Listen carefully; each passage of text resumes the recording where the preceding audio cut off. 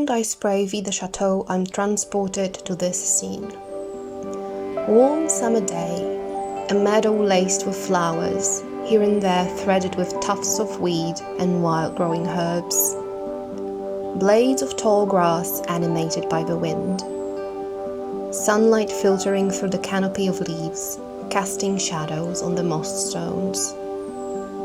Air buzzing with cheerful music of bees and chirping of birds, and vibrating with anticipation. Fields of rye stretching on the hills, freckled with poppies and cornflowers. A woman strolling slowly, sinking her fingers in the tall grass. She's smiling. Certain unexpressed promise is hanging in the air, vibrating with excitement as she is waiting for someone. Her heart fills with overwhelming joy, and she begins to dance. Her floaty dress is swirling in the wind. Then she sinks into a peaceful bliss of lying on a bed of flowers, enjoying the afternoon breeze on her face. Lazy cloud watching and daydreaming about the things to come. And then everything becomes blurry.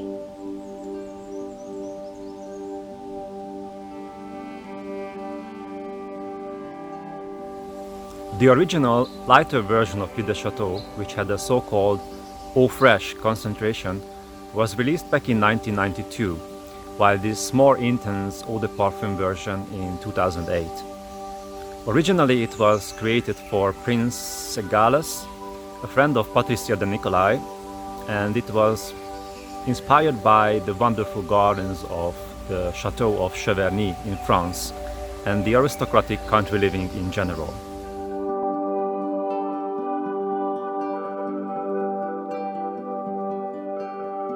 Vie de Chateau opens with fresh yet refined blast of citrus and sharp oak moss, which gives its slightly vintage character, which I personally recognize as Nicolai's signature DNA.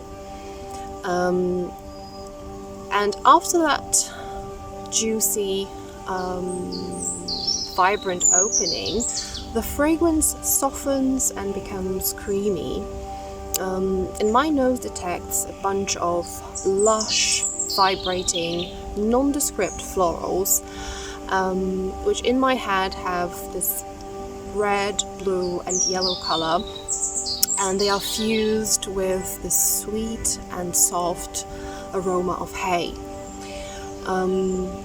Vie de Chateau is a gorgeous green floral chypre with a bright, sunny feel. Gentle, soft, creamy floral sweetness and green, vibrant herbal juiciness is combined with this slightly vintage smelling oak moss underkick.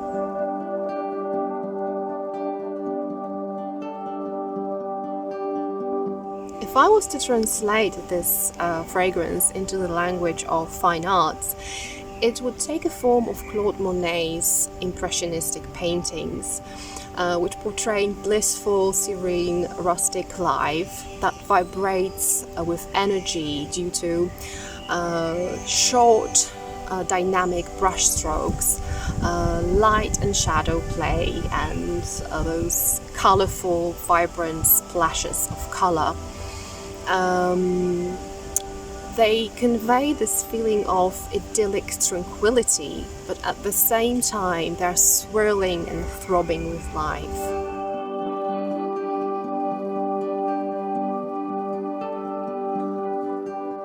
This is one of those perfumes that smell almost unrecognizably different on skin and on a paper strip. Therefore, testing it on a blotter should be skipped completely. It needs the warmth of the skin, which acts as the canvas for the scent. The natural skin oils are needed to do the final blending, to fill in the gaps, to make the scent more warm and creamier. Because on paper, it smells rather lifeless, almost flat. It's drier, more bitter, cooler, fresher, greener, almost piney. And it smells amazing that way as well, but the real magic happens when the real magic and art happens when it is put on the human canvas.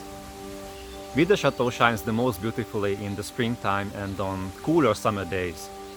It matches the surrounding cheerful green nature, and the sun brings it alive even more on the skin. I prefer wearing it on the back of my neck because the further my nose is from the source of the perfume, the more creamy, blurry, big floral-like and almost bubblegummy the whiffs get, in the best possible way. And the aforementioned Impressionist paintings represent this scent perfectly because the focus is on the feeling and on the vibrant colors. The fine details are not visible, like how a daydreaming person sees the images in his or her head, or how people deeply in love perceive the world. When it comes to gender, I think we both agreed that this is basically perfectly unisex because I feel it leans a bit masculine. And I find it ever so slightly feminine.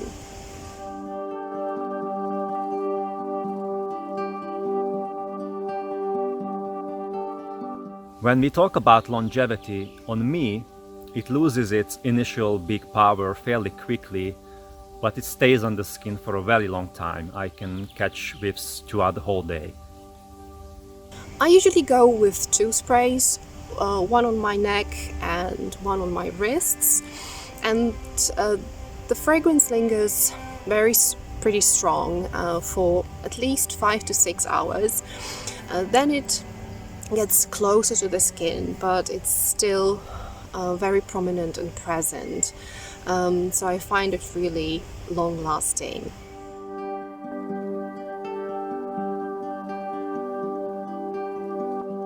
Vie de Chateau is a truly dreamy, cheerful, and romantic fragrance that has the power to transport you to a peaceful and happy place that is only one spray away.